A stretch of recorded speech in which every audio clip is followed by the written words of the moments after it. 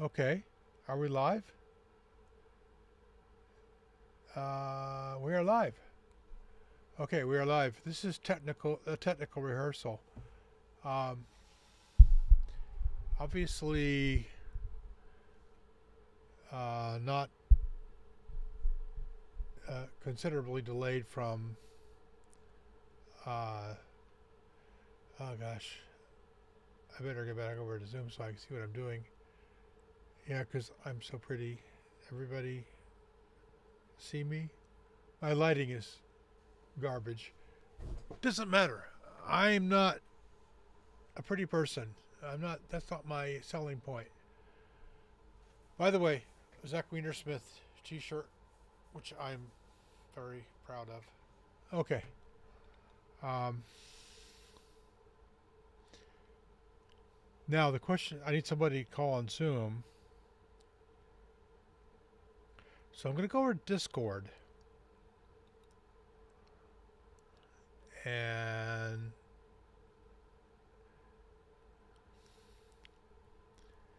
I'm bringing up Discord right now. Starting. Here we are. Announcements. Sorry, Ciro. I did not know you were there. Admit. Okay, Ciro. Ciro, can you hear me? Can you hear me, Ciro? Oh dear. Uh, Can you hear me? I can hear you. Good, good. I can hear you as well. You're a little distorted. Distorted sound wise? No, it's more like there's a big echo in your room. Hold on. A bit better now? Uh, it is a little better, yeah. You're still Okay. using that ATR Yes. AT. Okay, that shouldn't have a bad echo. That's a pretty good mic for that kind of thing. Yeah, but I have a mixer that sometimes I have some echo. I tried to I put a no echo, or I make sure that there was no echo in the mixer. Well, it's not terrible. It just sounds like a little bit of reverb on your voice. Okay, that's strange because as I said, I made sure that Well, your voice is clear. I just want to say that. It's just is it better now or it's still? about the same. It sounds like Oh, room acoustics. oh, maybe the room. Yeah, it could be the room. It's a Anyway, I small think room. thank you. I'm gonna now see if I'm streaming. Now, just keep talking. I'm gonna see if I Sure. am streaming out properly. So go ahead. Yes. Okay. Test. 1, 2, 3, 4. Test. All right. Now this Mm. is a test. Okay. Yeah, I see that. It's coming. It's coming into OBS, so it should be going out to YouTube. Okay. Did And you change some of your setup? say, You well, changed the some? problem is the last one we did, Yeah. the all the audio was just for me, which is not not acceptable. So Oh, okay. the audio from you and other guys was missing, and Oh my gosh. I don't know why OBS wasn't streaming that to YouTube, but I'm seeing it on OBS. So I'm seeing the VU meter go, you know, to the right when you talk. So it should be okay. And I am streaming. I will check this later with the when I look at the YouTube video. I can't. If I look at it right now, I'm going to get very confused. Yeah. But I could go over to. Let me go over to Chrome. It's going to be delayed. It's usually delayed by a few seconds. Yeah. Uh, I'll go over to Chrome and see what I can do. Uh, let's see. It's the accident turned. Whoa, what was that? That wasn't me, was it? Did you hear audio? I don't know what that was. Did you hear some audio? I did, and You I don't. shouldn't be here. And You I don't shouldn't know be what it hearing was. audio. Oh, unless it was from the headphone. I had a video that I was launching, and I think you probably heard the sound coming from my headphone. That's the only thing I can Oh, think of. Catastrophe in just okay. Well, let me seconds. see. I'm gonna. I mean, like, you cannot get audio coming from my you cannot get direct audio coming to me. So the only thing that I can think of, you probably heard it directly coming from my headphones. That's the only thing. Okay, let's see. Uh, Which is odd because that means that you're hearing yourself coming through my headphone. I got them that loud. you sound perfect. Your loudness is perfectly normal. No. That's not what I was talking about. I was talking about which I know you don't know the answer to this, but I'm wondering if my sound in my headphone is so loud that you actually hearing ourselves through my headphone. Oh, You know, that's unlikely. that's unlikely. Unlikely. I don't Yeah. think that I am that deaf. Uh, hold on.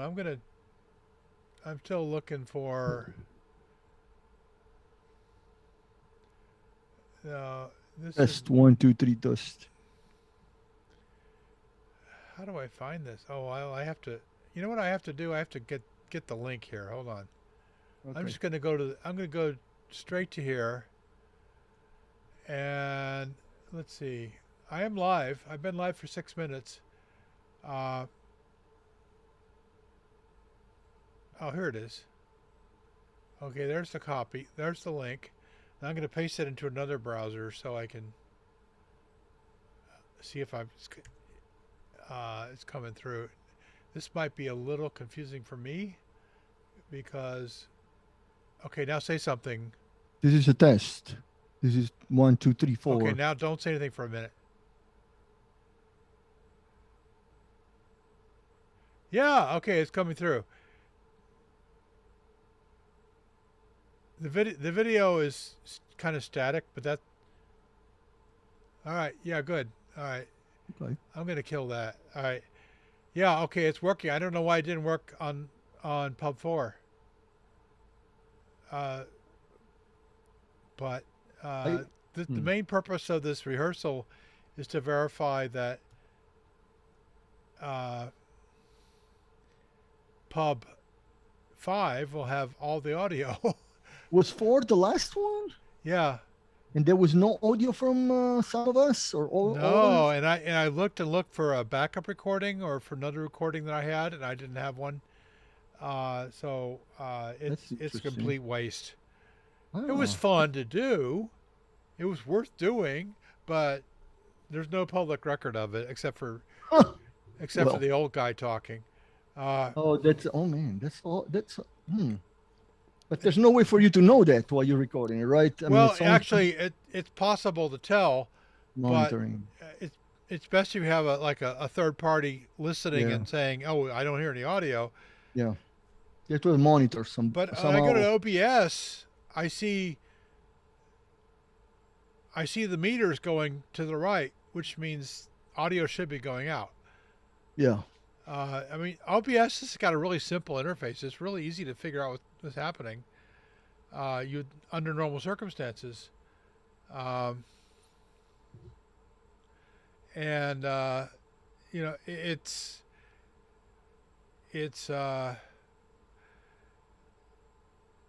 I've never had a problem with it before, but for some reason it didn't work on that one. So I'm nervous about it being right for the next one. Hmm. And I don't know. I don't remember. Okay, so obviously you removed the video, but for some reason I'm trying to think that if I listen to it and I could hear audio, but I mean, if you couldn't hear the audio, then I'm sure that nobody could afterward. I mean, yeah, well, the thing was, it's working on the Zoom meeting, hmm, and I have a pipe coming, a software pipe coming out of Zoom, yeah. which is bringing the audio into OBS. Hmm. I use this application, not application. Audio cable, is that what you use? I use something called Loopback, Oh, loop back. which Okay. is a Mac only, not an application so much. It's a way of setting up software devices that Yeah. listen to audio from different applications, and Yeah, I then think can that's route it to other applications. mm, So I have a pipe. I call it a pipe that runs from Zoom to OBS, and so you set up the pipe initially to listen to Zoom, and then you go into OBS and you say listen to the pipe, and that works normally. And I've got it right here. I've got a similar thing going for my microphone. This microphone here, uh, it's coming out of a A to D converter. It's going into the system, and so I pick off that channel, and I have a pipe for that using loopback. Let me show you the. It's really cool. Let me. I think that you're on Mac though, right? You're not on Yeah, Windows.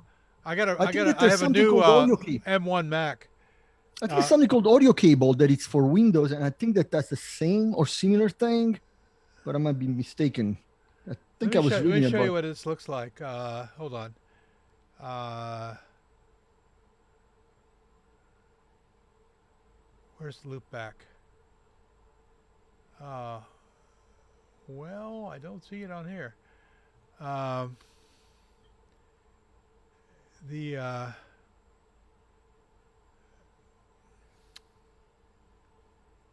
try it again. Uh, urgent loopback update needed. Out of date, incompatible with the forthcoming version. Oh dear. Oh, I'll do that later. Uh, hold on. Zoom. I'm gonna share screen. Okay. I don't see. I don't see it on here. Oh, there it is. Loopback is actually a really beautiful application. Yeah. It what it does is it lets you pipe audio from anything to anything else, and it works really well, and it's pretty seamless. Uh, and you can turn off monitors. You can turn on monitors. You can turn off sources, and you do everything on this graphical interface where you just like pipe, Mm, you run wires from one thing to the other. yeah. So with just a little bit of experimentation, it becomes really obvious what's going on. There are options. Uh, so it's a beautiful thing. It's from by Rogue Amoeba, and it's not terribly expensive. It's $80 or something like that. Uh, which compared to say anything from Adobe, it's fairly cheap. Yeah, I know. I don't have any Adobe apps because they're just out to bleed you dry. But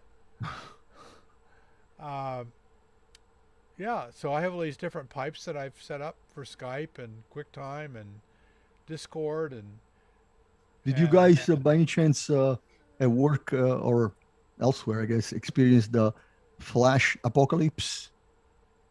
If you know what I'm talking about. oh, Flash. Yes. Yeah, well, the death of Flash is way That, overdue. yeah, I call it the Flash apocalypse because we had some stuff. Well, not directly us, meaning some apps that they use for training that we couldn't even use anymore because Oh well, we're using Flash, and Flash doesn't exist anymore, and they nor never. should it.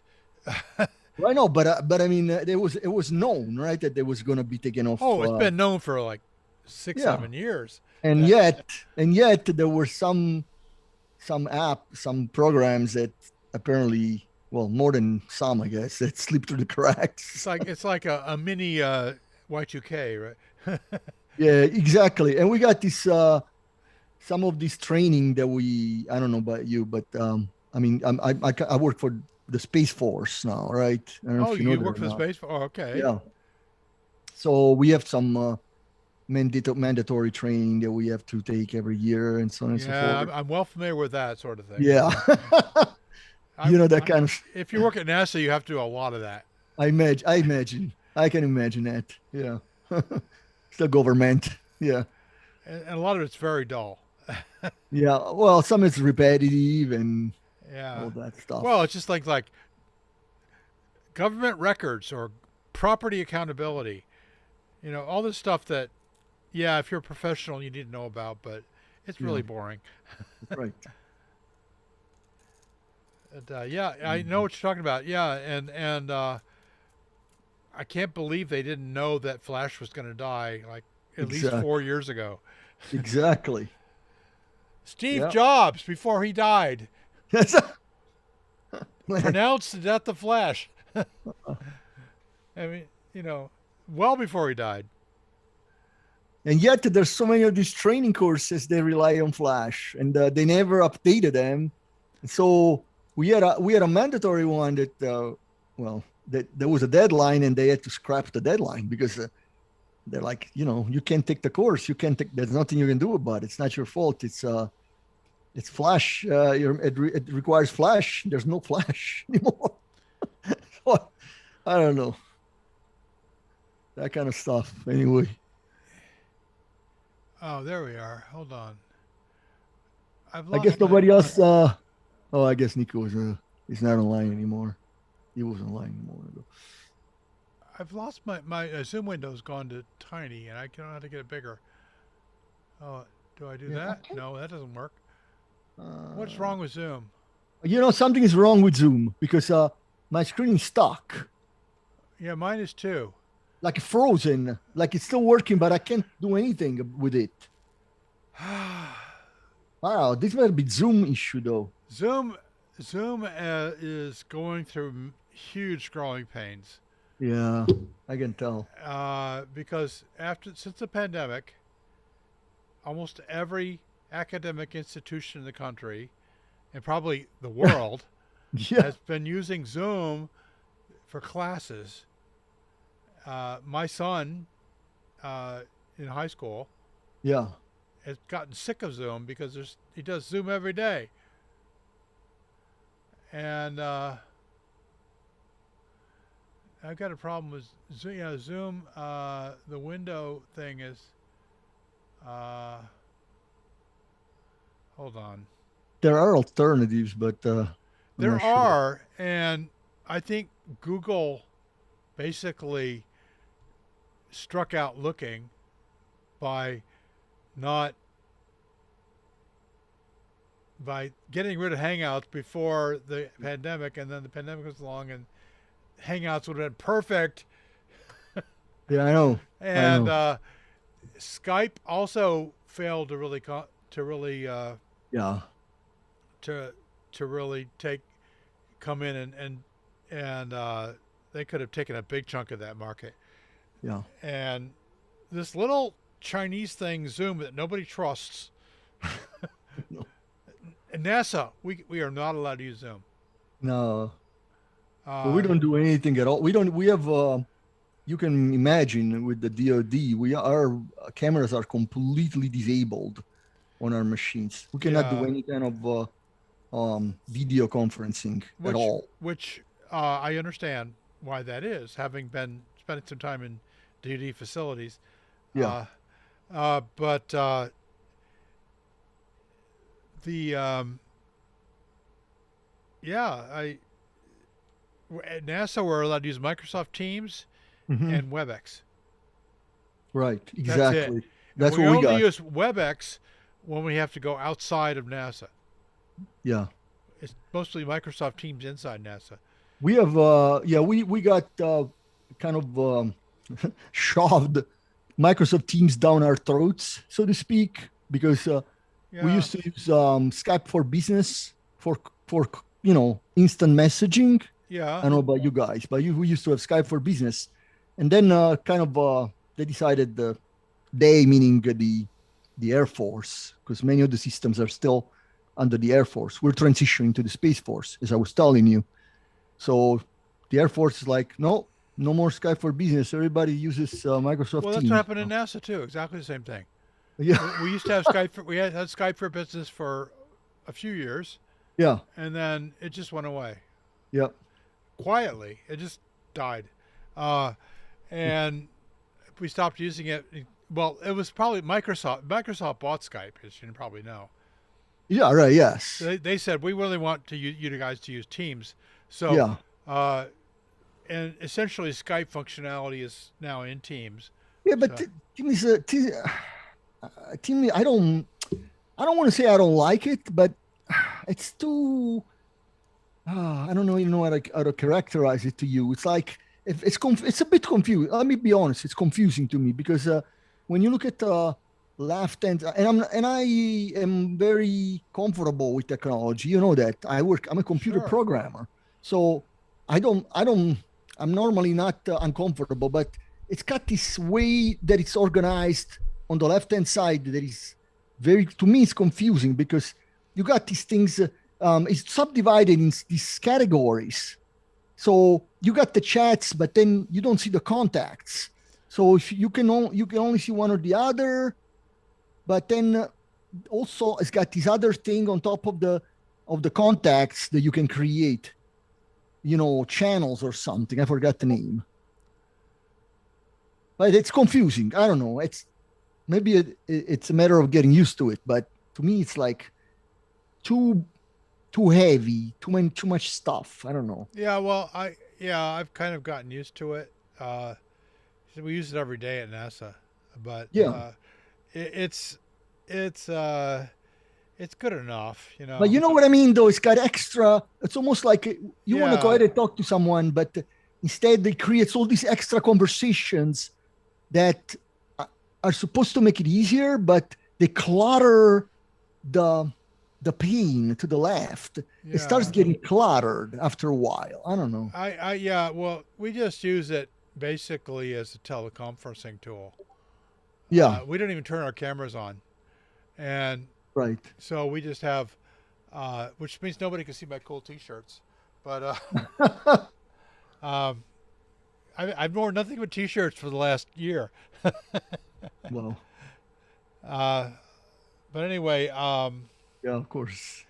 the You've been working from home as well, right? yeah, it's getting. I don't mind at all. Yeah. My kids are going crazy, literally going crazy with Zoom classes and no teenagers like them. They want to be with other kids, Yeah. and if you deprive them of that, it just damages them. Uh, Yeah. it's you cannot believe how bad it is. We've been really struggling with that, but so my daughter is actually going to go physically back to college.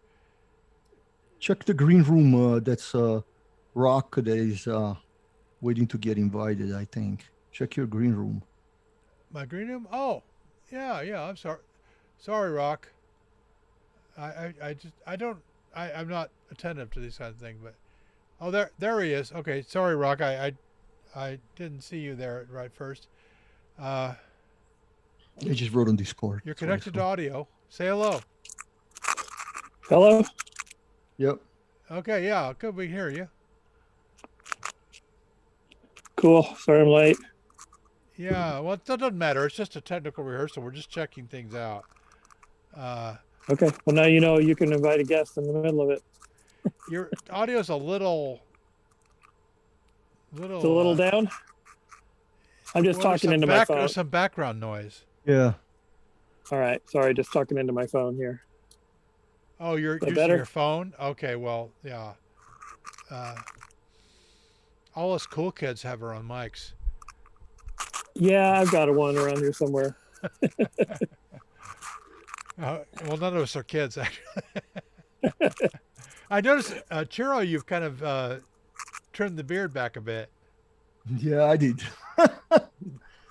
Yeah, well, it's a combination of it was growing too much. Well, you notice well, it's You're growing your not very neat right now. My wife gave me my third quarantine haircut, Ah. and she's getting better at it. Pretty good job, actually. I'm pretty How happy long have with you it. been working? Have you been working from home since April? How long have you been working from home since? About March of Yeah. last year. Okay, same year. And Same we're here. going back probably in May. Oh, you are? Oh, actually, you are going to go back? Well, it depends. already? It depends on the vaccine situation. Yeah. The vaccines are the completely the key to this. Yeah, we haven't been, we don't have any dates. Oh, Well, Goddard is trying to get set up so they can actually administer vaccines to employees based upon it based on your age and other right, things. right. There's quite, but the age curve at Goddard is pretty much shifted over to the right. There's a lot of us Yeah. older folks there. So Oh, yeah. I'm 63, and I don't feel old at Goddard at all. I feel very average.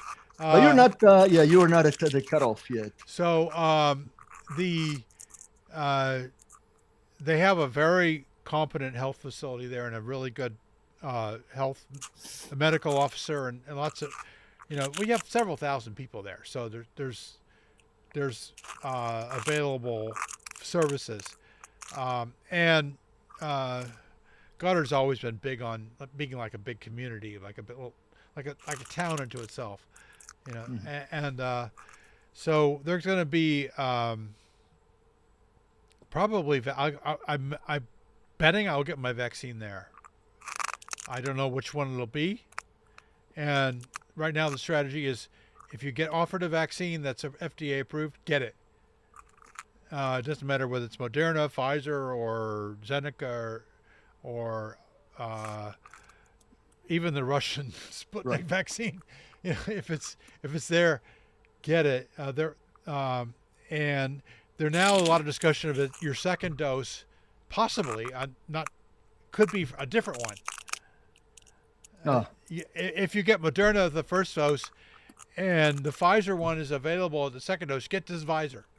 that sounds strange. It's strange, but it's really not. It's actually a pretty good idea. There's a lot of But they would be compatible with each other? yeah. Well, not only the compatible, it might actually be superior. By using different Well, ones. those two are both RNA based, so they kind of act similar. It might be a different question. But they if are you a went little to one or different. the other. Well, the thing is, the immune system, human immune system, is complicated, very complicated, and there are not just antibodies. It's not just about the antibodies. It's about the memory cells as well, and each vaccine has a particular strength and weakness in terms of which parts of the immune system it brings up ready for battle, right? So my understanding from listening to a nature podcast is that it's possible, not proven, but possible, that having their second dose from a different vaccine may actually be a superior strategy.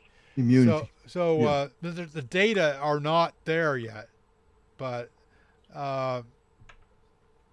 so anyway, I will take whichever first dose is offered to me, and I will take whichever second dose is offered to me, as long and but the other good news is that the treatments are getting better slowly. Yeah, definitely.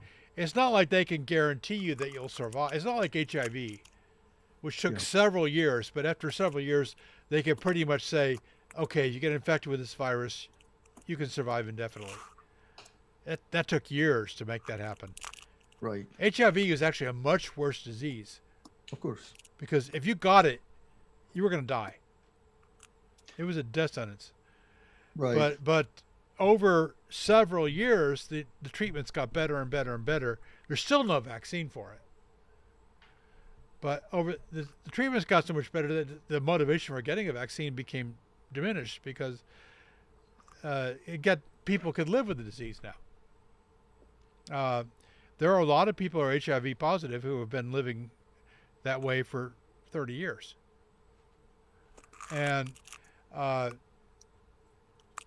like Magic Johnson, for example, famous basketball player, who had to retire because he was HIV positive, and but HIV is much worse.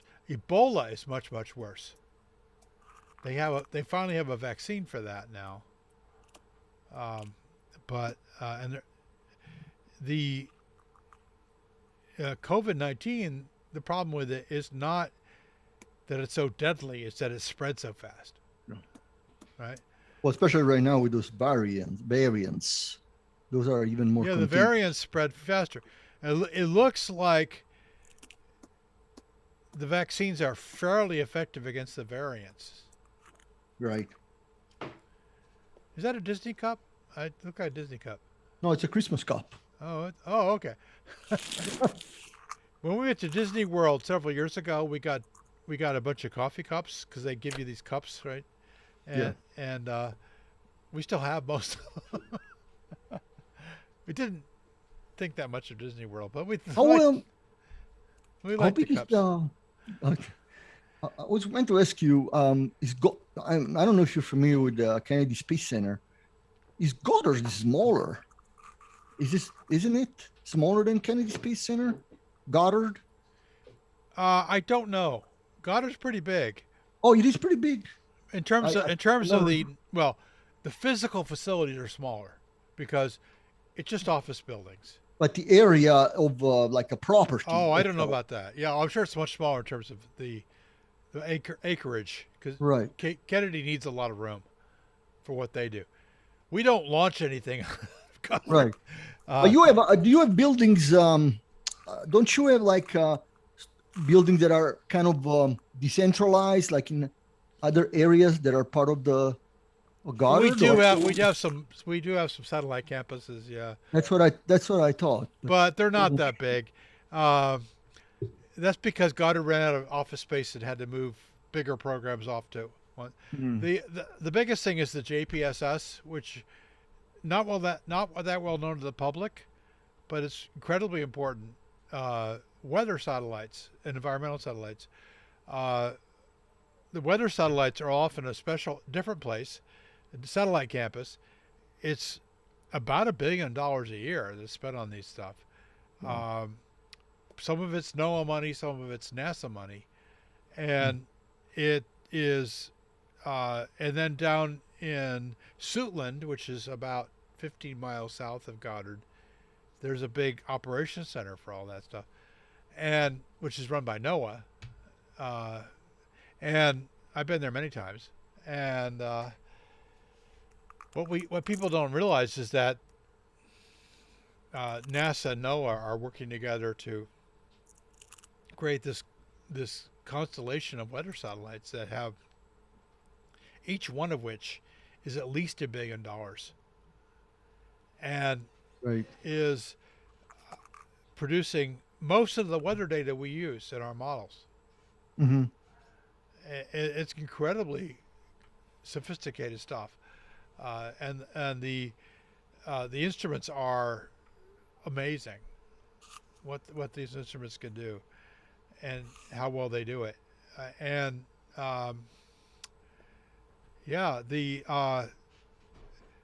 it's just all very quiet and very, not a lot of PR. They put out press releases once in a while, but nobody pays any attention to them. Well, one of the things that This is come here. This is one of my offspring. Hello. Sorry, I didn't mean to interrupt. I just. it's okay. It's Aaron. What do you need, Aaron? Are you coming down soon? And mommy wants you. What do you need? Mommy wants you to clean up the steak juice, and also are you coming down soon? Of course I'll clean it up. You will. Yeah. Okay. Are you coming back? Well, in a little bit, yeah. How long? 15 minutes. Okay. Tell her to go to bed if she wants to. Yeah, I have to clean So up. you. I have to clean up my mess from making a steak.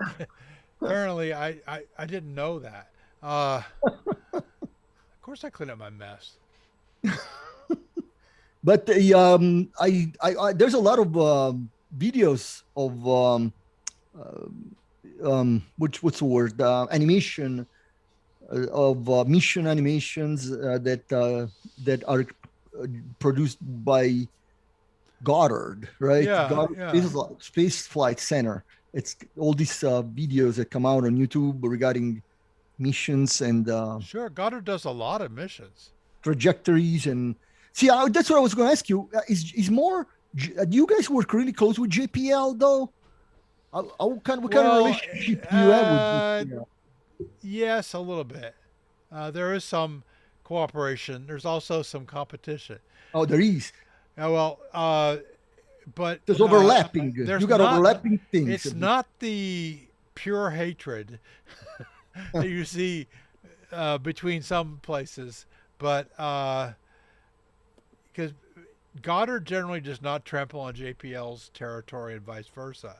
Right. There are some edge cases there, but it's not true of. Now, I used to work for another group called APL, which is just up the road from Goddard, a short distance. Is APL part of Johns Hopkins? It's a Johns Hopkins lab, yeah. That's what I thought. Yes. And I worked there for 9 years, and APL and JPL, there is a little bit of hatred. Most of it is coming from JPL to APL, not vice versa. Well, because JPL is Caltech. Well, the thing is, JPL, if anybody Caltech, treads basically. on the Mars territory, they get very mad. They don't want anyone that's basically you can't go to Mars without JPL's permission. Yeah. Unless you're the Indian Space Agency or something like that. Or independently wealthy. You say something, Rock? I'm sorry, I missed you. They're wealthy. If you're independently wealthy, No, it's independent. Oh they yeah, can't well, stop you. yeah. Elon's not asking JPL's permission at all, and I'm sure that makes them furious, which makes me happy. But no, there was a time. Well, APL does a lot of small body and other solar system missions. Like they did a Mercury mission, they did Comet, mission, they did a which didn't work, but they did an asteroid mission, and they have other stuff coming up. They did the solar probe. Yeah. APL does a lot of big deal stuff. Right here in Maryland, just up the road from me, and I used to work there, but they're if they ever say, well, we'd like to try to maybe go to the moons of Mars or maybe do a little Mars thing, JPL gets they blow up with anger. They get out, they sharpen their blades, they are ready to fight. It's pretty funny. So you guys do the your realm is the space telescopes, right? I'm Goddard on the JWST right telescope? now, yeah. Which No, but I mean Goddard in general is more space telescopes, and Goddard does lots of things. Goddard does Otherwise- astrophysics and Earth observation. That's two major strong suits. But they do a lot of other things too. But Goddard's involved in other missions that JPL leads, and Goddard also will involve JPL in missions they lead. In fact, JPL is involved in JWST.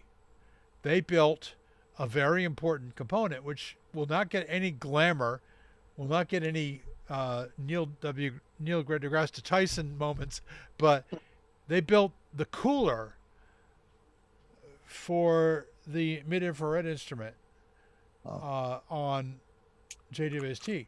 Now, really, the main rationale for JWST and doing what it does and why it does it is the mid-infrared. Right.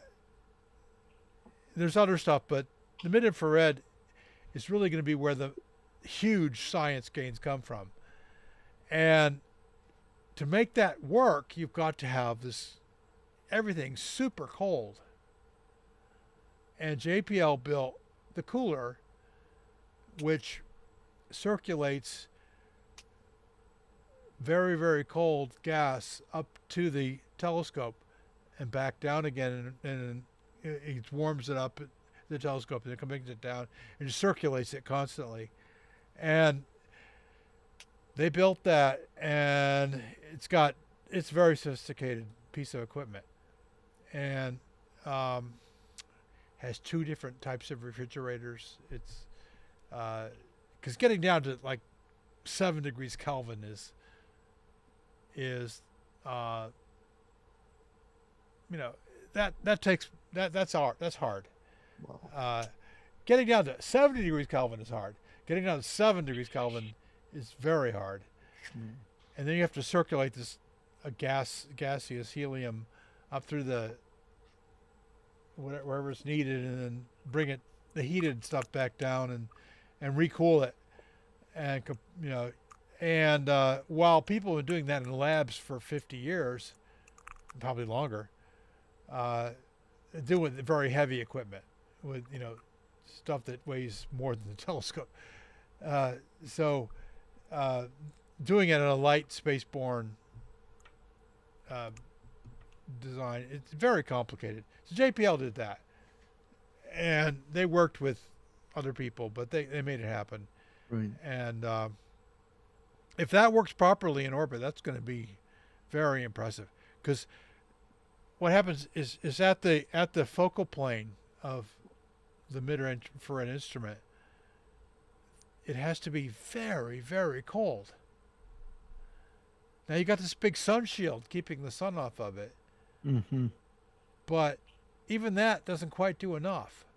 You have to get it even colder to get the signal to noise ratio down to where you need it. Because if you look in the mid-infrared at almost anything, it's just all noise because everything's thermal, right? It's just thermal noise. So Right.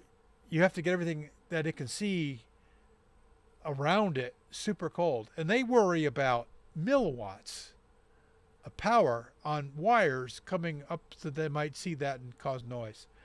It takes incredible amount of attention to detail. So they've done a good job on that. And JPL is very good at getting technical details right. So is APL. Mhm. They kind of fight each other sometimes, but APL is more of a cowboy culture. Let's try something we've never done before and get it and try to get it right. Whereas JPL is a little bit more disciplined, but more expensive. Yeah. And the thing is, if you're trying to do something the first time, it's good to do it cheap, so you don't feel like you're throwing money away. Yeah. New Horizons, for example, Right. was about half the cost of what JPL was going to spend doing the same mission. Because APL said, well, we got our way to doing this, and it doesn't involve a whole ton of paperwork. And if Goddard had done the New Horizons mission, Goddard would have spent 10 times what APL spent. But what Goddard does works for Goddard. It's the kind of things they do, it works well. But it ain't cheap. And it's very, very disciplined, a lot of paperwork, a whole lot of traceability. And but what that means is that they know exactly what they did and why they did it. But it costs a lot of money to do that. Mm-hmm. Yeah, first time I went into a Goddard shift change meeting at an integration and test facility, I could not believe how many people were there. There must have been 40, 50 people there. Wow. And I thought, why are all these people here? Well, later on I found out what all they were doing. But Goddard's very big on covering all the bases. APL would have had less than half that number of people at a meeting like that. But they're not so big on covering everything thoroughly. But they get it done. They rely on talent and individual ability rather than institutional capability. So, for Goddard, what APL does, first of a kind, nobody's ever been on this before. It works well. What Goddard does works well for them. So, but it costs more. So, JPL is sort of somewhere in between those two. Interesting. It was quite I've worked for both, so I have some insight into. Now, the JWST, you would not want APL to build JWST. JWST is very complicated, and you cannot allow risk. At least none that you know of. So JWST is a perfect mission for Goddard. Mm-hmm. It's big, it's complicated, and it's very, very well documented. Everything in it is just documented to the toenails. If something does go wrong, we'll know what it was. And we'll know who decided and why it went wrong. So, but it's, if APL couldn't do it, that wouldn't be the part of their culture. That would be it's too institutional for them. Right.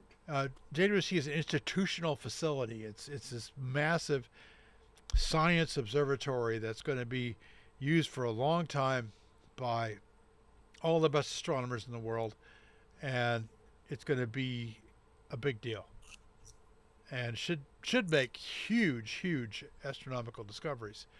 We don't even know. We know from experience that the stuff we think we're going to learn is nothing compared to what we don't know we're going to learn. Right? That's kind of exciting, though. To Yeah. think of that possibility here, those possibilities. Well, look at Hubble. When we started Hubble, they had some ideas of stuff they wanted to study and look at, and that was pretty good. Actually, they had a pretty good idea. But the stuff we learned from Hubble was way more than that. Mm. And it's rare that you start an astronomical observatory and you say, here's all the stuff we want to figure out, and that's what you actually figure out. It's more like a lot of stuff that you had no idea. Right. That's why pretty much, if you open up a new wavelength, then you're going to find something new, has been the general rule. Well, we've looked at these wavelengths before, but never at this signal to noise ratio. This is going to be, Mm-hmm. It's going to be a game changer in terms of both planetary systems and early galaxies. Right.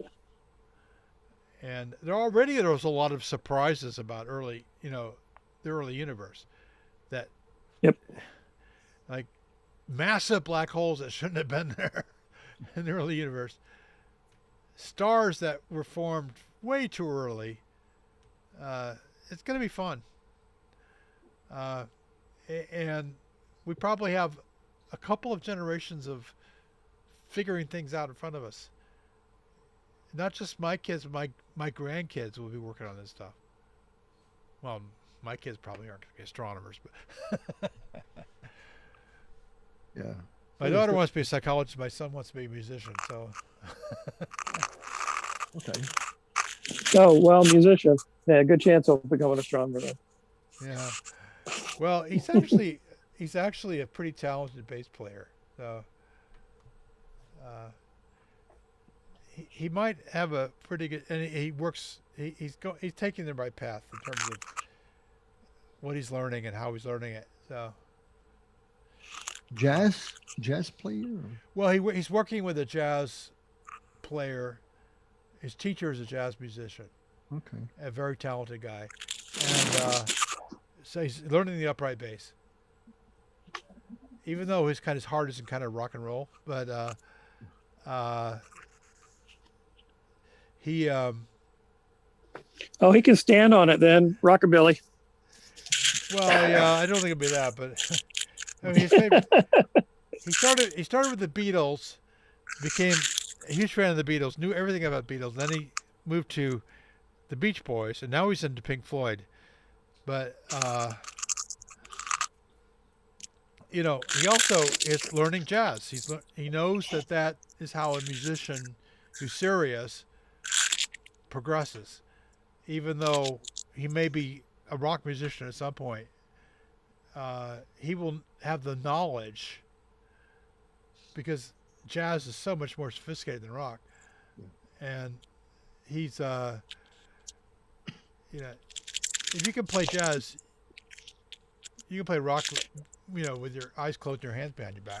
So Not always. You know, the Beatles were surprisingly sophisticated, Well, despite not being. not compared to Charlie Parker, you know, but I said sophisticated. surprisingly sophisticated. I didn't say super sophisticated. I said Well, surprisingly sophisticated. for some boys from Liverpool who, yeah, they were probably pretty sophisticated. Have you studied their music compositions? I mean, they do some key changes that are just very strange that you don't hear very often, and they sound very natural. They do some of their songs. Oh yeah, well No, some of their songs you cannot identify the meter. You can't say this is 3/4 or 4/4 because the song is kind of not in any meter, and yet it sounds like a perfectly normal song that you don't even think about. I mean, the guys were ingenious. They did some amazing things with music. Well, they were creative, and I give them that. But compared to what Charles Mingus was doing, come on, you know, not in the same league. But No, I mean, you're talking about Mingus, the bass player. I mean, yeah, he was really good, and I liked a lot of his stuff and so forth. And jazz. I mean, jazz has a different approach to music, and it is sophisticated. But But it's kind of apples and oranges. You'd be surprised how formulaic jazz could be. I played in jazz bands. I read the charts. I do all that stuff too, and it can be very formulaic. Now you bring somebody like Steely Dan in, who combines the rock ethos and the sophisticated harmonies of jazz, and to me that gets pretty exciting. I mean, look at Return to Forever and all that. But of course, I'll admit that Charlie Parker was, you know, a freaking genius, and what he came up with was just mind blowing. And I'll admit that for Miles Davis too, and a bunch of them. I mean, I'm big fans, yeah. but I don't think I didn't think they're like yeah, it is apples and oranges a little bit. Yeah. Well, it's yeah, like I'll give you different that. It's genres. kind of apples and oranges. Yeah, with two different Because genres. there was a cultural divide there. But I think the black musicians don't get enough credit, and Yeah, that's mostly true. Mm-hmm. I mean, even in the '60s, you know, there was too much focus on white musicians who were pretty good, but not that much better than the alternative. You know, because Oh yeah, you look at somebody like Pat Boone, who had a career just ripping off black people's music and making it white and acceptable for the radio. Just it's kind of sickening. Yes, you're right. and you know, I think that if you're a young musician now, if you learn jazz, you've got all the tools you need to play basically any popular music. And Well, actually, the current stuff that's popular now is all about studio production. oh, And they can, but that's easy to learn compared to. I know. But it's like that's what's popular now. I mean, if you're serious about it, it's like none of the popular music right now goes out without all the musical notes lined up metronomically. And you never did that with jazz or even early rock because you lose the feel, the swing feel and what have you. And you just don't have that in the modern pop music. It's kind of sad. Now the production values are pretty good sonically. If you're just listening to the quality of the sound, you know, they know all these engineering and recording tricks now that they play out. But But the way the music is quantized to the beat is just, I think, takes the soul out of so much of it. It's very sad. Well, I agree with that. Yeah. It's it's not that the guys don't have talent. It's just that they uh, aren't very. So this is what the record companies request, and that therefore Yeah. they do it. I mean, there was a point about a year ago where 8 of the top 10 songs on the pop charts used the same 4-chord sequence. Yeah, yeah. I think I know that sequence. And it was just like, what is going on? Yeah. Cut it out. Yeah, in the '60s, it was a lot more like, can you come up with something different? And now it's like, can you come up with something that's the same? Yep. So you and I just in the '40s and '50s, it was like, can you be technically brilliant and come up with something different? And so The interesting thing is, you look back to the really the historical figures of like in the blues and so forth. And in the early 1900s, the first half of the century, if you were a musician, you had to be able to play every style of music that people liked. You just couldn't be a professional musician without being able to do that. Oh yeah, well you have to be able to, I mean, that's still kind of the case, but well, if you're a wedding player, yeah. But if I mean, talking about, that was just the thing. I mean, a lot of people who were known as blues players, you find out that they were like, they would play Dixieland and jazz and even country songs and whatever. Irving Berlin, hell, they play Al Jolson, if that's what the crowd wanted. It's like whatever whatever would draw a crowd, right? That's right. You just had to do whatever the traffic will allow, as they used to say. Yep. So it was a kind of a different world. It was like this world of specialization. It's fairly recent phenomena. Yeah. Well, I was thinking of my son's bass teacher, who can play any style of music you want on his bass without blinking an eye. Reggae, rhythm and blues. It's probably because he's had so much experience, but right. He's in his mid 60s, and he's had a lot of experience.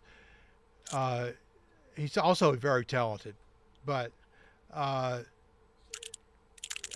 sat him one time. He was showing us what he could do. He brought his 1952 Fender bass, beautiful old bass with a great sound, one of the first ones that Leo Fender made, and he started playing stuff, and he was playing anything you want. You name the style, he could play it. Pretty old school, but my son has the same idea. To be good at, you have to be able to play anything. Right. Well, that's commendable. And to make a living, you have to play anything. But then my playing actually improved tons when I decided to go ahead and join this jazz band and challenge myself with more difficult music. It was a good thing to do. And also, I love to play odd times, 7/4, whatever, just like, that kind of thing. You get that a lot more in jazz. Money. Boom, boom, yeah. Boom, boom, boom, boom, boom. Yeah. 7/4. Well, yep. Yeah. Well, Well, my wife and I are prog fans, so cool. If you can play in 13, we like you. Right. But anyway, I'm gonna go. I think I've got this. I was going to say the same thing. I need to get going too. I think this is working pretty well. I'm going to stop streaming now. If anybody's watching this rehearsal, thank you for watching. But it's obviously just a rehearsal, nothing major. Just want to the whole purpose is to verify that the audio is going out. The video is obviously going out, and they get to watch our handsome men talk, and see Ciro's much attenuated beard. I might. You and I have almost the same beard now, Ciro. Yeah. Yeah, I trimmed it a bit. It was getting out of control. Yeah. Well, actually, you know, it's like for quarantine, that's kind of like Yeah. fine. But my wife gave me a nice haircut, so I figured I needed to. I was supposed to. I was. Yeah, I had decided to grow it until I don't know until I get vaccinated, I guess. But then it was getting too long, and I started looking at the masks, and they say, be careful. I mean, I, I don't care, but My son's Scoutmaster's been growing his beard out, and it's like really long now. oh, the base teacher. No, his Scoutmaster. Oh, Scoutmaster. Okay, He's still theoretically in a scout troop. okay. But they got they was looking at the CDC. Apparently, I think the CDC in 2017 had come with some guidelines for industrial masks, right? 2017, Yeah. and they have like a chart of 36 styles, like mustache, beard. Different, yeah, I mean it's and what happened is it's early in 2020, well, mid 2020 when the pandemic came out and they started talking about people need to wear the mask. A lot of articles started saying, okay, you have to wear a 995 mask. You probably need to follow the CDC guidelines. So they kind of put back out these guidelines, but although the guidelines were made for industrial environments, they were made for not for the public. They were made for people that work, in industrial, and they deal with chemical materials or vapors, right? But some people took it as, the chart is supposed to be serious. It's by the CDC, but they got some mustache. I forgot. They called the evil man. And some other. Oh yeah, I saw that. Yeah. You know which one I'm talking about? That chart. Yeah. They got all the different styles, and the ones that it's okay to wear a mask over, but some of them they got the Red Cross, like don't wear these, Yeah, I don't know who gets paid to do stuff like that, but yeah, I don't know about the ZZ Top guys, but of course the real problem with those long beards is, do you wear it over or under the covers? That's the tough one. Yeah, but okay. Well, say we've gone for an hour and 2 minutes and 50 seconds. I'm going to stop streaming.